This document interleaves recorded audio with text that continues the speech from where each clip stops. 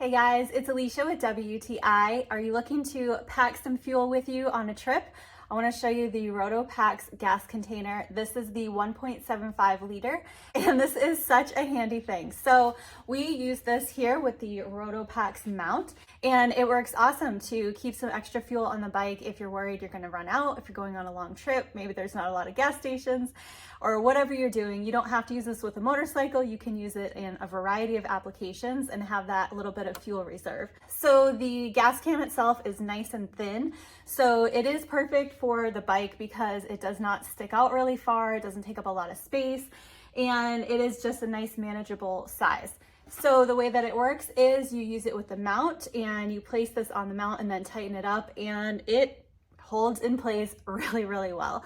So we have been super happy with this. It gives you a little peace of mind on a long trip to be able to have a little extra fuel with you in a very convenient way.